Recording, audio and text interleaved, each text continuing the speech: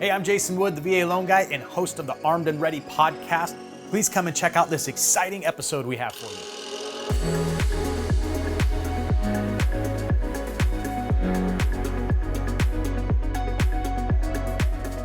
Today we have a really great guest with us. We have active duty Army Cam King with us today, also digital marketing specialist. So Cam, we are super pumped to talk to you today because A, we love all things military, and B, digital marketing is what we're doing with all this stuff. So super excited to have you here and hopefully learn some cool things from you. How you doing? Nice and cool and air conditioned here. How's San Diego treating you guys? You guys are in San Diego, right? Yeah, we're in San Diego. Well, it's San Diego, so it's perfect pretty much all the time. All the time. There you go. So tell us a little bit about yourself, Cam. So your story is a little bit different than the average person who joins the military, right? So you didn't Yeah. go like high school, boom, into the Army. So walk us through your story a little. 18 years old. I was like dead set on going into the military. Went on a backpacking trip after high school to Europe and was like, all right, I'm going to come back and go be a Navy SEAL. Like I was dead set on doing that because that was all the rage back in the day. And my parents talked me to going to school, going to college. So I went, finished school at Keene State in New Hampshire, ended up moving to San Diego right after I graduated to go be a SEAL. I wanted to be an officer still. So I was working at Skydive San Diego, living in Claremont, waiting tables. I was working as a parachute rigger at Skydive San Diego. Working out with SEALs was like so gung-ho on getting enlisted. And my buddy Dylan called me one random day and invited me to go move to Europe and like become a tour guide because he had an opening at the company he worked for. So I said, what the hell? I can always join the military later. And I went and I was like, all right, I'll do this for 6 months.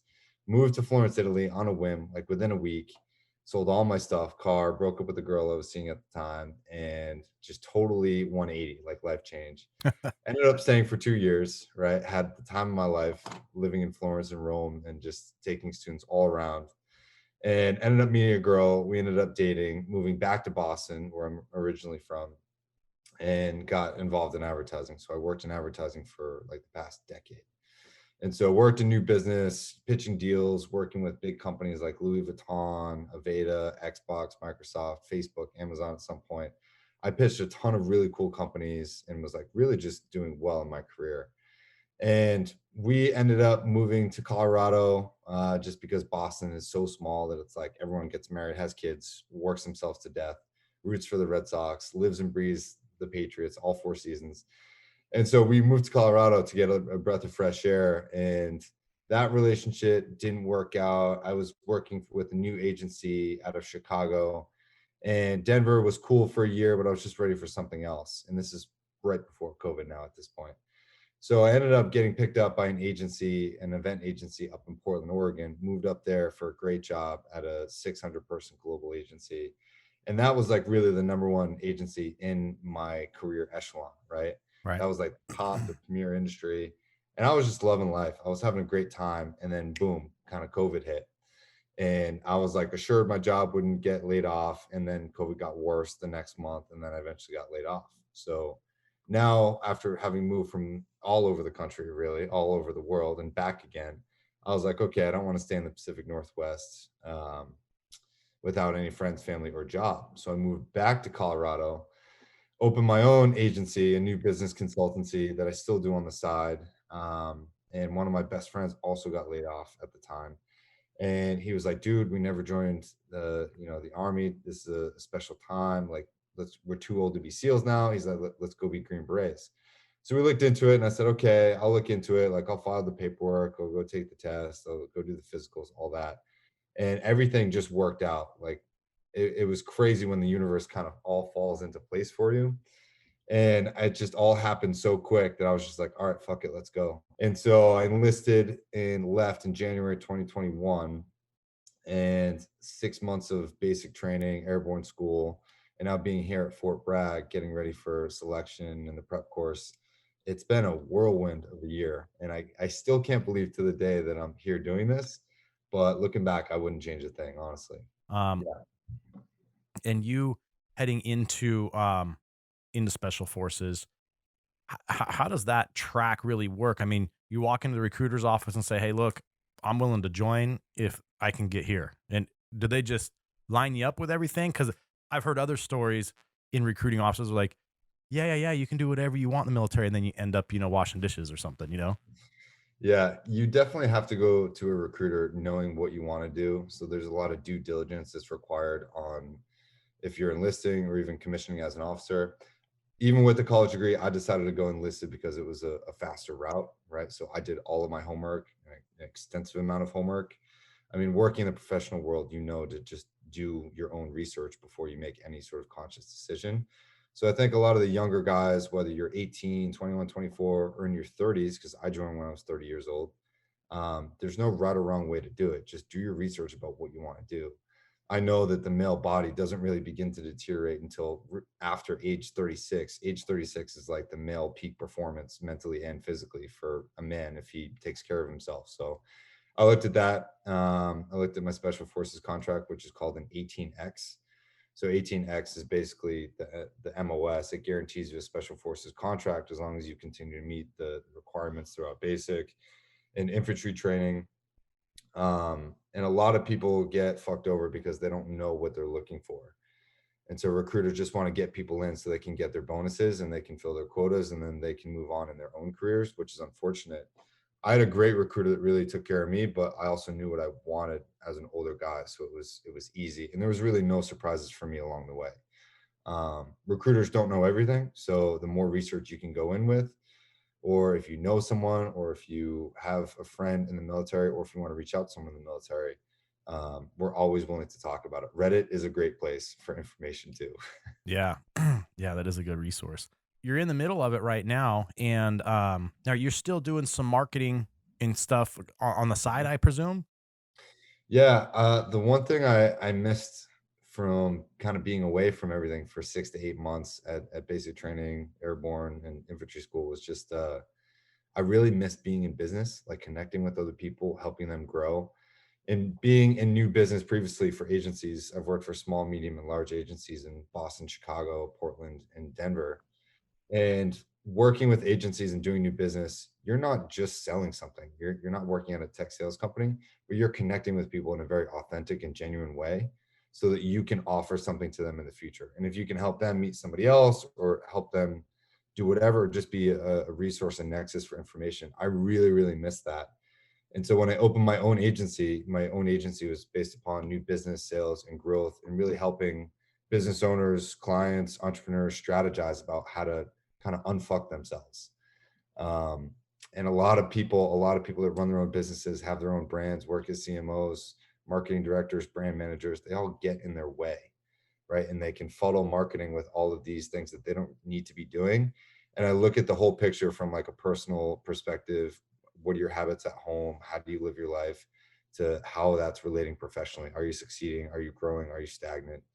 And that's really where I work with people now. And so when I kind of revitalize that, once I have more time, it's been pretty amazing. And I've helped a lot of people so far, so I really enjoy that. That's really cool. You talk about, like, people having other positions kind of that get in the way of the whole marketing thing. Yeah. Um, Tell me a little bit about, like, what's something that's kinda common when you look at a company who, is, looking to bring you on to consult with them, Yeah. what's a common thing that you usually run into? Yeah, a big one is definitely owners' egos. Like the ego of people who own their own businesses can get really out of control. There's one person in mind. I work with an agency in Denver, and this agency has done great work, but because the owner wanted to micromanage everything out of his own insatiable ego, he was stepping on his other employees' hands and feet, and he didn't want to be told that he was doing that. And so I think when you run a brand or a company or an agency or whatever, you have to be willing to put aside your ego, right? I did that when I joined the military at 30 years old. Like, I don't want to go get yelled at by a drill sergeant who's 23 years old or 25 years old. But Right? like, I had to swallow my own ego. And when you run your own business, you have to be aware of how much the ego can take over and when it does. And that's something unfortunate that I see a lot of, right? Or Yeah. and then the converse, it's the limiting belief that people have about their businesses and them not being able to be successful, or them feeling worthy, right? I've worked with a lot of entrepreneurs who are starting something whose self-confidence has just been diminished because they're not seeing the success, or they're putting in too many hours, or they're not Elon Musk yet. And it's like, you kind of have to talk them through it. They're like, hey, you don't need to work 90-hour weeks right now. Okay. You don't need to throw yourself to the wolves week in and week out and burn yourself out because you're not bringing a refreshed version of yourself to the table every week. And I hate to overplay the work-life balance thing, but that's also something that I see a lot of in people. Yeah. Well, it's true, as running my own business, I'm professionally coached, and one of the things I love about the coaching program that I'm with is they really stress that work life balance a lot, and there are other coaching programs out there for all different sorts of professions, and you know, largely a lot of them just kind of talk about the work side.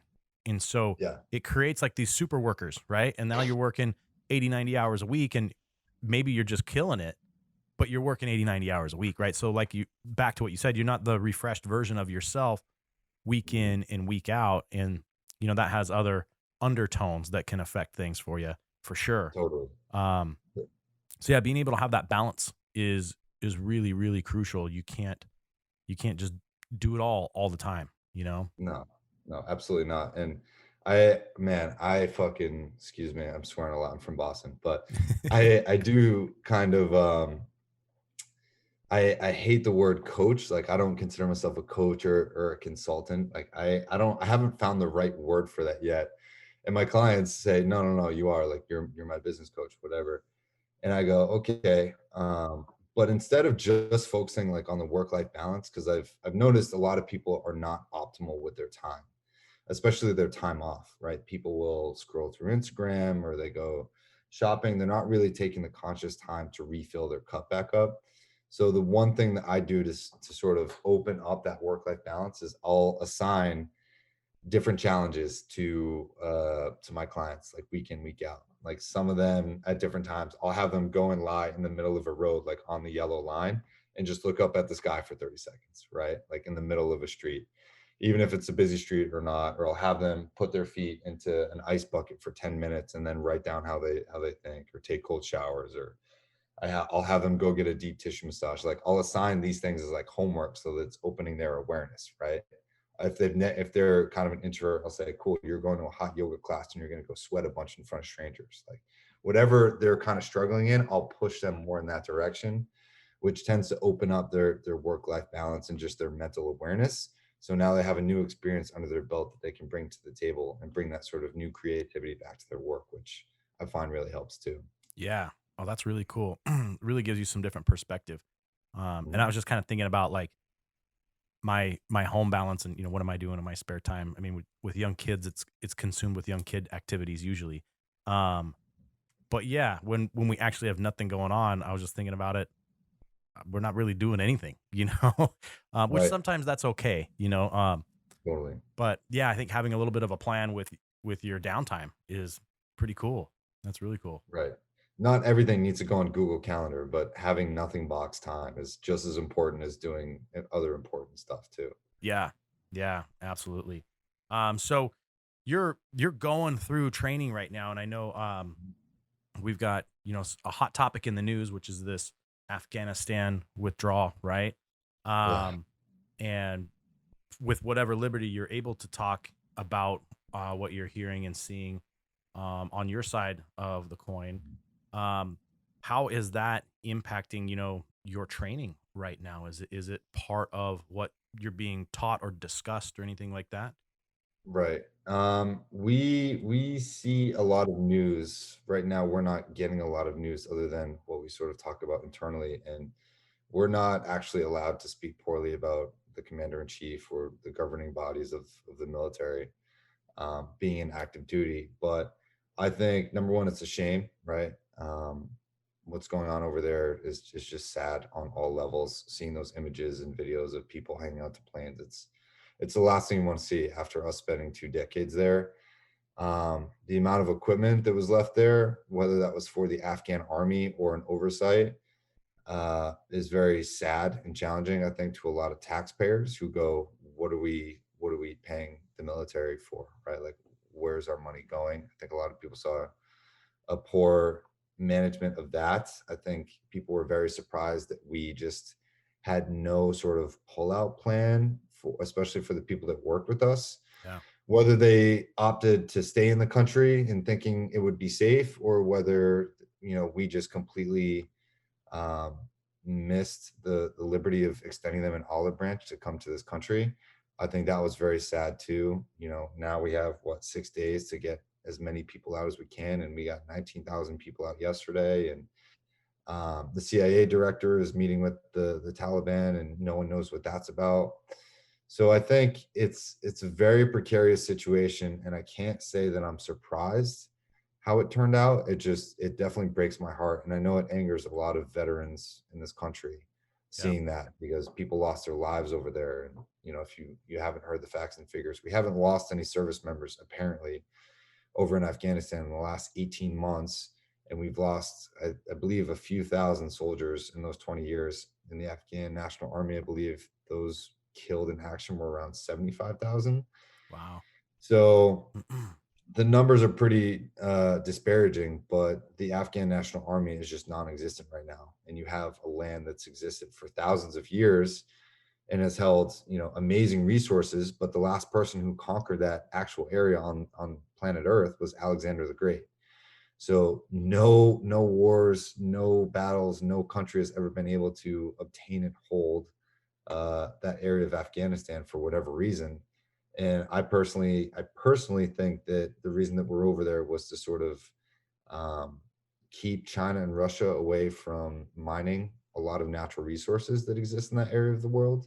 Right. And not much is really being spoken about that in the news or even third party news. So I can't really speak on too much more of that, but I know guys from the 82nd who are down the road are over in Afghanistan helping out.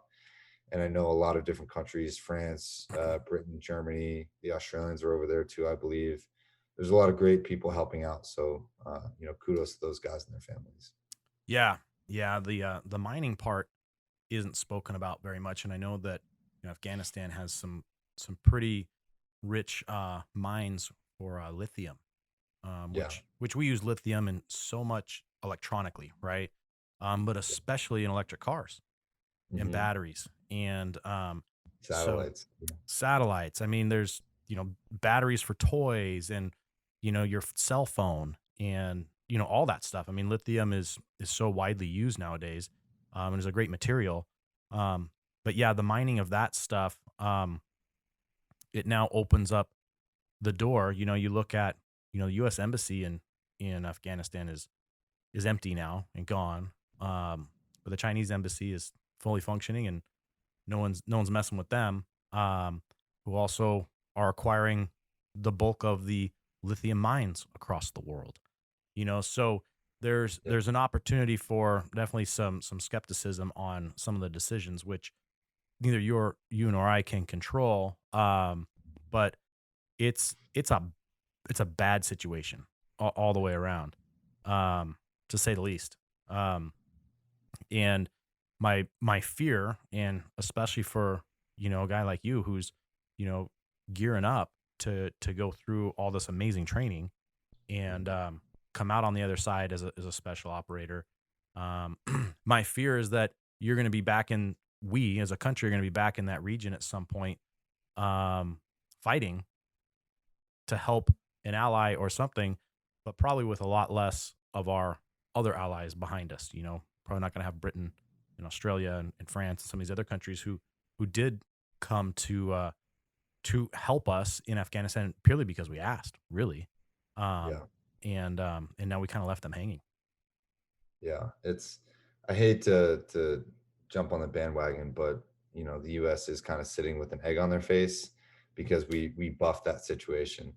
And not that I believe America needs to be the world police, but we've been mostly on the right side of history throughout a lot of our situations and engagements. And this one is not, history is not going to treat this one very kindly. Right. So that's really unfortunate. So I do think we'll be back there. We have, heard rumblings about our first experiences are most likely going to be over there because we all get rotated over there. So that won't come as a surprise. at that point. But this time next summer, I wouldn't be surprised if we were also in Afghanistan still. Yeah. Or some other country in the region, right? Um, Yeah.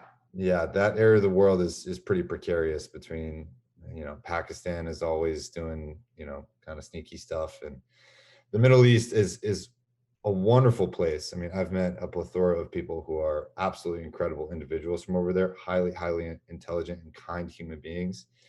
But there's bad apples everywhere. And, I think right now with some of the religious ideology that's been pushed over the past, 20 or 30 years, it's obviously very extreme and scares a lot of people in these states. But I hate when this stuff is sort of being used as a political tool yeah. or a tool for divisiveness, when everyone in our country should be getting more on the same page instead of farther and farther apart. So that's really where I'm getting. It's tough to talk about war or global situations without someone getting polarized and upset about something. So Yeah. it's the nature of the beast these days, man. It is. It is. Yeah. I mean, all we can do is just pray for the people there, um, that are trying to get out, that legitimately should get out. We just pray that they can, Yeah. It's not going to be an easy road. And especially with this looming deadline, it's going to be hard. It's gonna be Right. really hard. Yeah. Well, so you're in right now. You're headed to training. You're going to be in service next year this time. And what kind of a contractual commitment do you have to make for someone who wants to go down that same path that you're headed down? Is it like a 6-year commitment initially, or what does that look like? Yeah, so they're always hurting for guys in SF, and the pathway for the enlisted is the 18X pathway. You can Google that and learn everything about it, especially for the Army. But essentially, your 18X contract guarantees that you become an 11 Bravo, which is just an infantryman, right? And there's a number of infantry units all around the country. But you go to basic for 10 weeks, and then you go to OSA, which is one station unit training, or and that's really where you become an infantryman. So that school is 12 weeks right after basic training. You just roll into it right at the same compound. And then you go to airborne school after that. So it's basically 22 to 25 weeks. Airborne is just 3 weeks. And then you become an airborne infantryman, and then you ship out to Fort Bragg and you get stationed here at the JFK Special Warfare Center and school. And so that's where I'm at these days. And it's a great compound. There's about 1,000 other dudes that are super highly motivated. We work out, we eat every day, we do various bits of training, and then you start the prep course, which is a 4 to 5 week program about running, rucking, foot care, land navigation. And then you go to selection, which is another 3-week process where they select you for special forces, right? So you need to meet minimum standards, minimum run times, ruck times, land navigation times, and then you go through a team week. And then if you meet all those requirements, don't get hurt, don't get injured, don't quit, you get selected and continue going into what's called the Q course, or the Special Forces Qualification course. So ultimately, you can pick a series of 4 different pathways between the 18X. You can choose between being a Bravo, Charlie, Delta, or Echo. Bravo is a gun sergeant. Charlie is a communication sergeant. Delta is the med sergeant. And then Echo is satellites and all that stuff. Excuse me. Charlie is blowing stuff up, so it's more construction. And then Echo is satellite communication, laptop, notebook. And so you choose from one of those 4 MOSs, and then you go into things like SEER school. You go into a bunch of other things as well.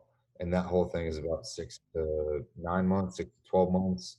If you're the Delta, it's another 9 to 12 months of school. So Hey, Cam, I just want to say thanks for being on the show today. Best of luck to you in your training and going through selection. Man, we're pulling for you. We hope you make it out and get into special forces in the Army. Thanks again so much, and God bless. Good luck to you. Thank you so much for checking out today's episode. If you have any questions about the guests on the show, please reach out to me at valoanguy.us.